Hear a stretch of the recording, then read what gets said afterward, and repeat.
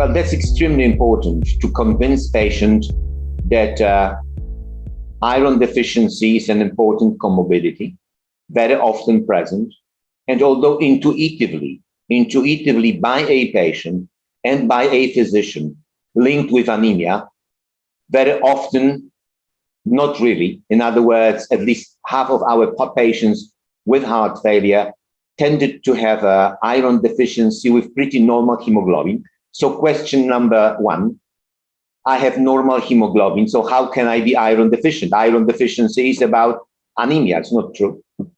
Half of this is with normal, and how is with a low hemoglobin level. Second problem is, why not I take iron orally for a long time?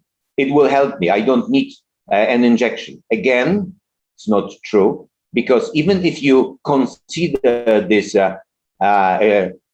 positive and a true message, then you need to give the iron for, say, 6-7 months, and on the top, which is a little bit of a problem. But the second issue is, as I mentioned, iron out study show the results of this study clearly demonstrate that oral iron doesn't work. So in other words, if something works for healthy subject, does not necessarily work for the for patients with heart failure. So oral iron doesn't work. What about safety? Is this for many elderly patients who tended to remember how IV iron compounds were toxic in the past with a lot of adverse reactions, they somehow learned that it may well be dangerous. We can explain this, that with a novel compound, the risk is virtually negligible. We haven't seen, we have not observed any really adverse reactions, life-threatening. So safety, and the product is safe, product is well tolerated. And maybe most important question, what would be the benefit?